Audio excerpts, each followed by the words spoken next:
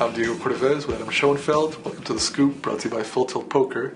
Scoop. We don't need a lot of introduction because we've got Barry Greenstein and someone who's really seen the entire evolution and transition of poker and who really understands the internet side of poker and the brick and mortar side. And he likes talking about it. So I'm just going to sit back. Yeah.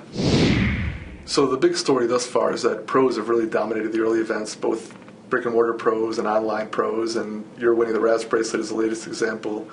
Is this a manifestation of all of the bracelet bets, or is it because of new structures or better tournaments, or what's the underlying reason you think for this phenomenon so far? Well, partly because of the bracelet bets, partly because the side games aren't as good as they've been in the past, so a lot of us are playing the tournaments more. Mm-hmm. But I really take exception with people saying that the pros are winning the bracelets, because there are lots of pros, and I was a pro when I was a younger player, but I wasn't on television. I was still a professional poker player. Mm-hmm. And I think you're really slighting all the really good poker players who are out here in Las Vegas who make their living playing poker. Many of them are doing exactly what I did when I was younger, which is playing the side games. Mm-hmm. And if a side game wasn't going on, maybe I'd step in a tournament if there wasn't a good side game. So they're not focusing on the tournaments. They're focusing on building their bankrolls and making money, which is the right thing for them to be doing. Mm-hmm. So it's not true that the pros are winning the bracelets. What is true is that there is a disproportionate amount of TV players winning the bracelets. Mm-hmm. And actually, many of those TV players, I'm not picking out the ones who've won, but I'm saying of the people who you would call TV players, many of them aren't pros by my definition. They're people who maybe got some public awareness by winning some tournament and have leveraged it into marketing contracts. Mm-hmm. So if you told me that TV players are showing up, I'd agree with you. If you told me pros are dominating, I'd say you better look. There are a lot of really good players out there who you just don't know. It's pros in the public's mind, which it's may right. be correct or incorrect. Yeah, it's pros. Yes, yeah, exactly, in the public's mind. And there's some variance in there. As you know, when you get down late in the tournament, a lot of times either of a few people could win it. When I was in my two final tables, I felt I was the strongest player as we got down there. But that gave me, let's say a 10% to 20% edge, and maybe even less once the blinds and antes got up. And in the deuce to seven, I was unfortunate that I lost a hand where I was a favorite, mm-hmm. and I came in third, and I had more than half the chips in that three-handed. That one I felt was over, that I was easily going to win that, because that's probably my strongest game. And the people at the table, although they're well-known players, they're just not as strong at that. They're not as experienced. Mm-hmm. Right. The Raz, on the other hand, probably is a slightly less skillful game than deuce to seven, no limit. And the result is my edge is less, even though those players weren't as known and probably as accomplished as the players at the deuce to seven table. I was definitely in more jeopardy there than I was in the deuce to seven. And I had a 3-1 chip lead when we got head up. And he won a pot. One pot got him even with me. Mm-hmm. And two more pots, he'd have won instead of me. And it definitely could have gone that way. We had a really big pot where we both made sevens. I actually had mine first five, and he chased and caught on the river. But on the river, he made a 7-6-5 against my 7-6-4. Mm-hmm. So it's not, once you win, you can kind of pretend like, well, I outplayed everyone. I was the best player. But I didn't have to win. And you could have made the 7-6-5, and I didn't. Of course, and I didn't have to make those final tables. It's just the nature of tournaments. Barry, you touched on something that I've heard a good bit of discussion, but I'd like to get your take on, which is that the really good, big side games, if they haven't dried up, they're much reduced. Why is that? Well, there are a number of reasons, and one of the reasons is the way the poker landscape has changed. In the old days, someone who had a lot of money and wanted to face the best in the world would say, Doyle, Brunson, Chip Reese, I want to play with them, and would put up a couple $100,000 and take a shot, and usually not do very well. Well, who does that guy want to play with now? He wants to play it, and it goes at your definition of pros. Now people think of pros as the people they've seen on TV. So they aren't looking to play in Bobby's room against some known players and some that aren't so well known. They want to play in the tournament against the guys they've been seeing on TV and go home and have a story about that. So those guys aren't putting money into the big game. They're putting money into tournaments. I mean, they'd love to play with you and Phil Ivey. You guys are big stars, but you're saying they'd rather play in a tournament setting than because there's a lot more than me and Phil Ivey. There's And I'm afraid if I name names like a Phil Hellmuth as a well-known player, obviously, and go down the line of some of the known players, those aren't guys who'd typically be playing in the big game in Bobby's room, but those are big names as far as the public is concerned. Right. And so they get a shot to play with them in tournaments. Mm-hmm. And not only do they get a shot to play with them, but they can get, have an actual chance to get a tangible piece of evidence, a World Series bracelet or an appearance on television that documents what they've done. Right. Why wouldn't you do that instead of playing in the side game? Who really cares if you won a pot off 12 runs in the side game? Right. It's a story. It sounds like a fish story. Even at the very least, you might get a report on one of these internet reports that say you knocked out Bill Brunson or Barry Greenstein or whatever, But you can frame that forever, just some pot in the big game, right? Big pot, I knocked him out, and, I get a little report on Card Player or one of the other sites. But there's another big reason, and that's look at the juice and everything that's getting taken out of the tournaments at the end of the year. We're talking about 6 to 9% juice. We're talking about millions and millions of dollars that's taken out of the poker economy. Mm-hmm. But even if that wasn't there, I don't want to put a knock on. Obviously, Harrah's needs, it costs money to run these tournaments, so I'm not even trying to knock them. Mm-hmm. I'm just mentioning a lot of money is getting taken out. But even still, just by the nature of the way tournaments are, where a lot of money is paid to the first three finishers, and not so much to people who just barely make the money, or obviously nothing to people who don't make the money. When you're done with a tournament, some people have a lot of money, and most people have a lot less money.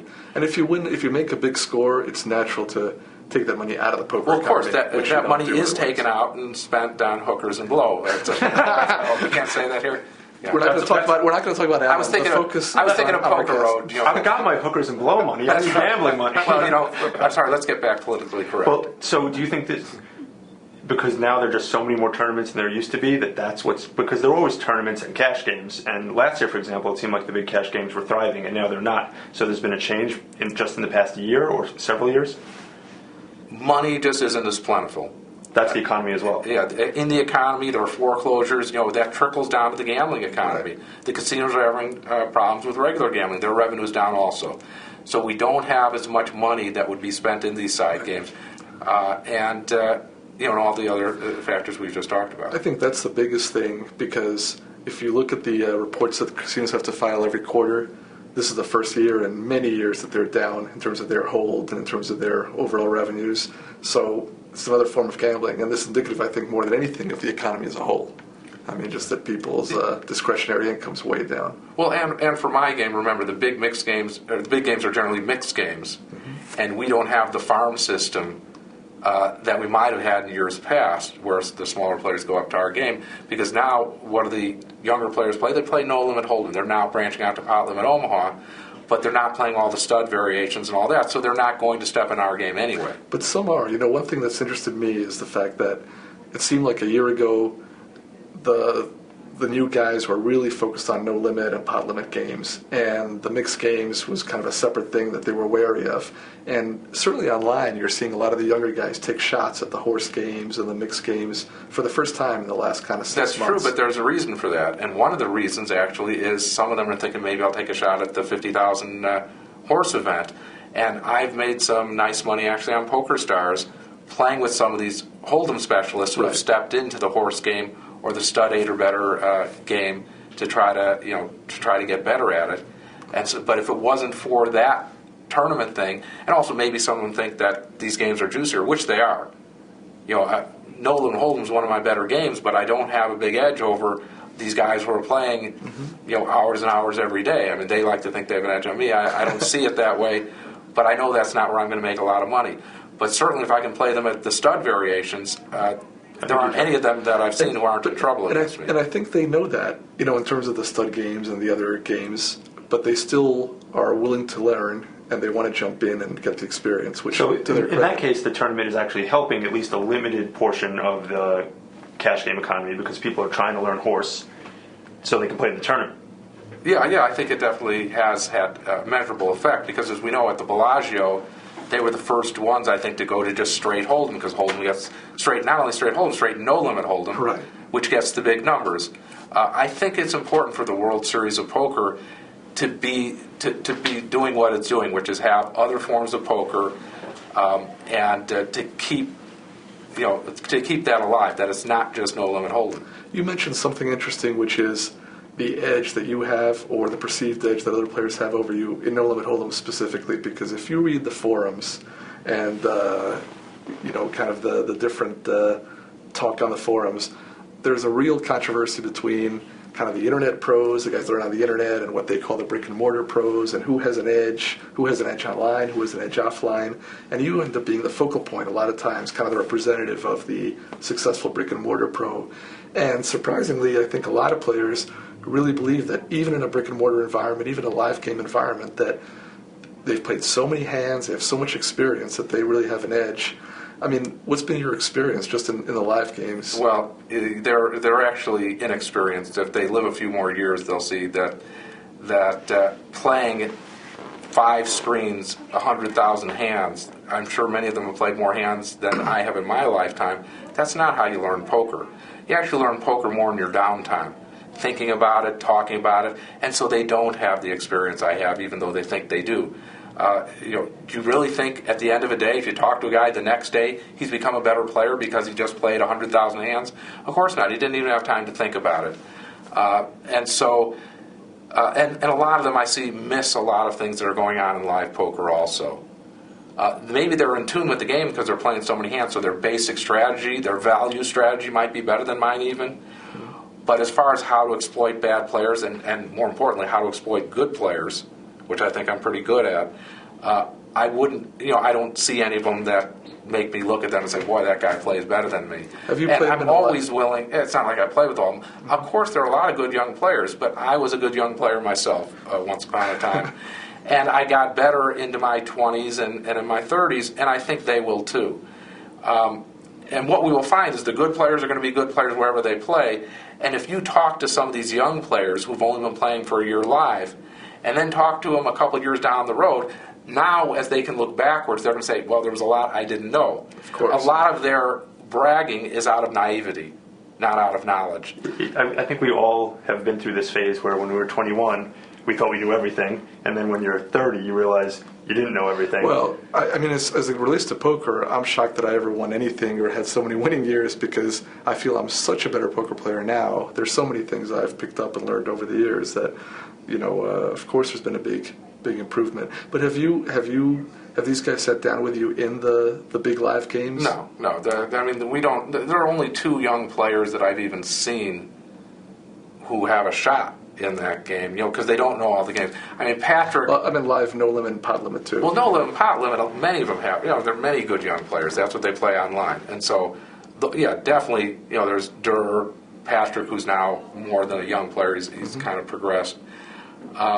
Those guys obviously are good players. And, there are a few more. Most of them are more specializing on no limit hold'em. Now we have Phil Galfond. I guess we got to add him to the mix. Yeah. With what he's accomplished, although it's a tournament. But I talked to David Benjamin, whose opinion I respect a lot, and I still don't think Phil Galfond is David Benjamin when it comes to Power Roman. Dave is my pick for the best player at that, and Patrick close second. But David said Phil was a tough player and played well in the tournament. But clearly he's good at both games, and there are a few others. I've seen. You'll see over the next year. I've seen like Chris Lee's name up there with good chips in some of the tournaments. Steve Belrakis with good chips, and so these guys, you're going to know the guys who keep getting a hold of chips are obviously good tournament players. Something may happen and they may not win it. But the way I rate who the good tournament players are not necessarily the guy who came in first all the time, because things have to go right. It's the guy who's continually up there doing it, and a couple breaks one way or the other changes winning from not winning. But we haven't seen the proliferation of really big, just no limit or no limit / pot limit cash games. I mean, on occasion we've seen, like last year, Brian Townsend was playing Sammy Farha, but that doesn't seem to have taken hold. Do you think it's because these guys have now found big games on the internet and they don't need to play live, or what's the reason that hasn't flourished? Well, they are playing some big games on the internet, but one of the things that's happening, as a matter of fact, it's hurt me a lot and helped some of them, is it also answers where is the big money that we used to have come into the big game once in a while. Where's that going? Well, there are a lot of private home games too, and I can't get in them because actually, I don't look that scary, but I'm a feared player. Part of it is I have a TV persona. People know I'm a professional. And, even in Hollywood, there are these entertainment games that some guys who are pretty good players, like even a guy like Kenny Tran, gets invited to. He gets to play in them. I don't get to play in them. Right. And so, really, the big money you can win in poker is generally not fighting other good players. That's often a waste of time. And even when I was young, and I might have felt like I was the king of the hill, if it was down to other professionals, I'd usually go home. I wasn't afraid of them, but I just knew there were better ways to make money, and I wanted to have a full life. But the big money I've won in my life playing poker was in situations where I was just in a real good situation, where it had been hard for me to lose. Barry, you've been pretty public that things have been somewhat hard for you in terms of your game, your bread and butter game breaking up. Yeah. What's your plan going forward?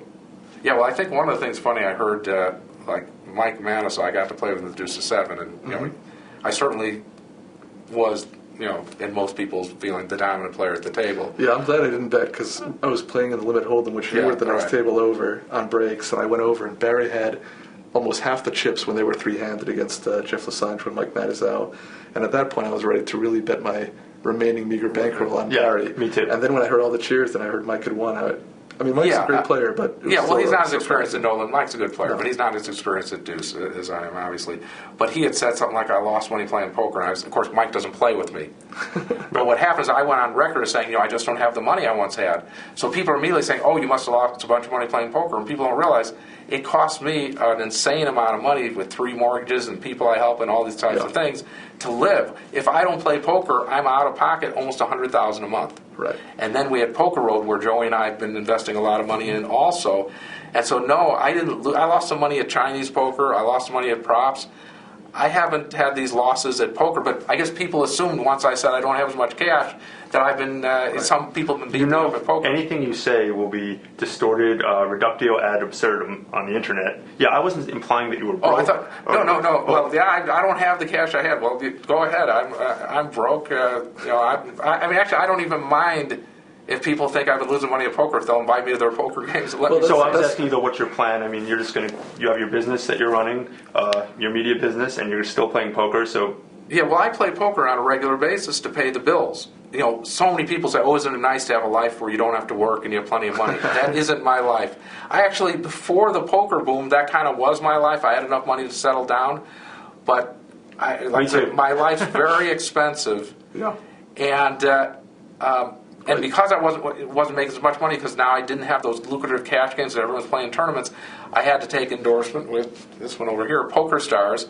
So I get a nice income from Poker Stars, which is nice because it means I don't have to do anything special. I just have to be myself, pretty much. Right. Play online once in a while. Risk-free income is a pleasure. It's nice. It's a nice deal for me. And then I have a negative income in Poker Road. Hopefully someday Poker Road will be a profitable business.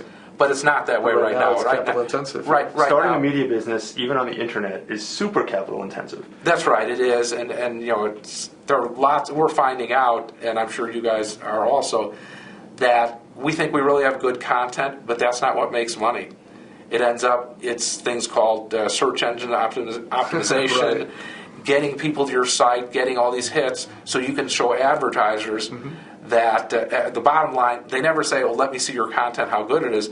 They say, let me see what the traffic will be from your site to mine, right, and what percentage of that traffic is going to put money on my play site or is going to buy my product. That's all they care about. They can measure it precisely. Yeah, so they have ways to measure it, and you could have. It really doesn't matter what you have. I think what people don't realize, they want to say who has the best product.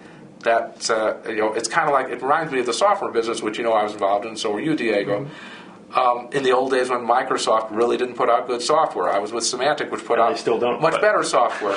Their stuff was, and I don't want to say anything against them, but their stuff was buggier. Their stuff wasn't as fast. It wasn't well written in the early days. They have over time, with all the money they have, I'm sure, turned around to where they have really good products. I felt that the stuff I wrote at Symantec was much better written, faster, cleaner. But they marketed their stuff extremely well. Yep, still do. And they still do, and they ended up making the money. And that's really, you can make a really close analogy from that to how to make money in the internet poker affiliated business, whatever you want to call it, entertainment and poker news business. You have to be able to market your product. But you also bring up the fact that as you get older, I mean, we're not trying to create this war between the older player and the younger player, but economically, being a poker player is so different once you mature and you have a family, you have investments, and you're trying to build a business, because now you really have capital needs, whereas when you're first starting out, you have almost no monthly expenditures, and everything that you win, now you're just plowing back into your bankroll. It means you can even play bigger, and you have all sorts of leeway to ride the ups and downs.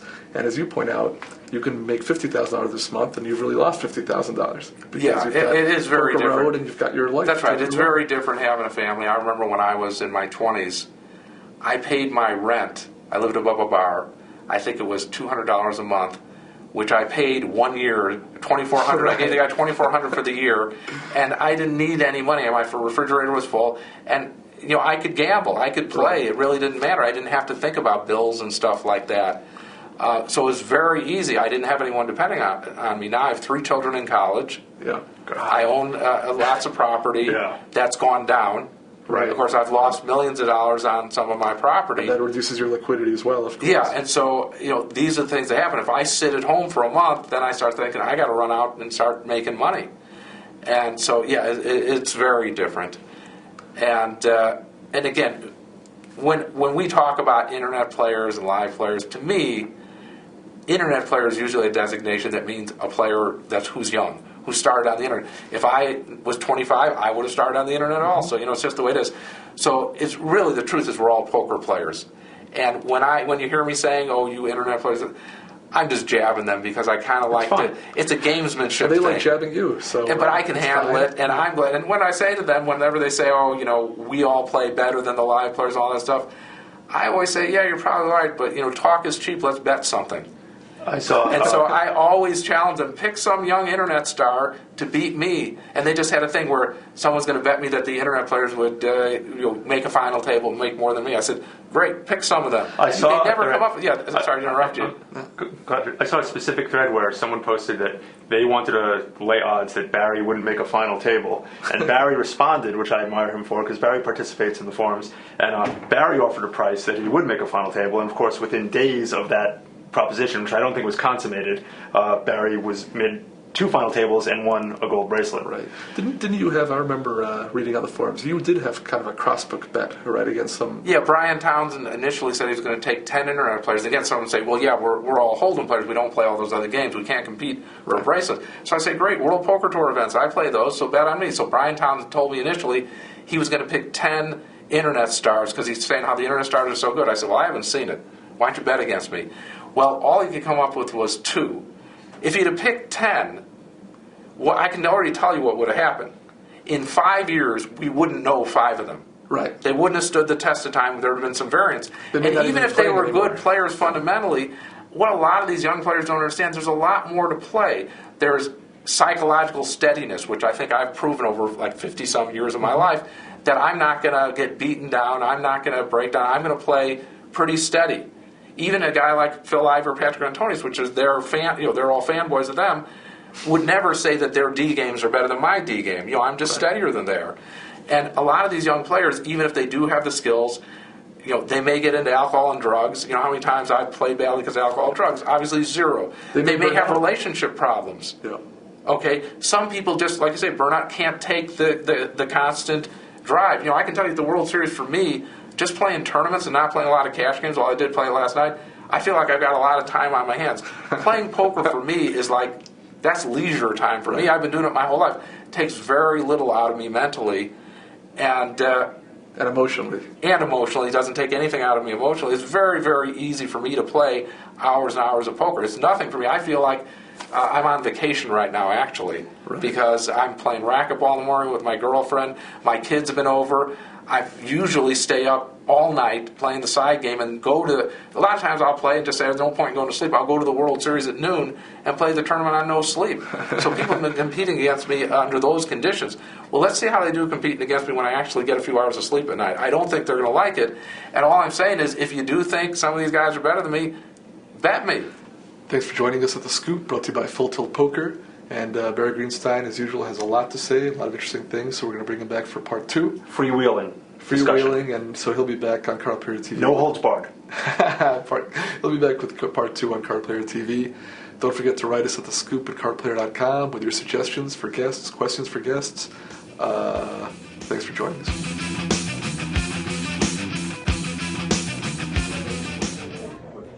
2 bracelets. Awesome.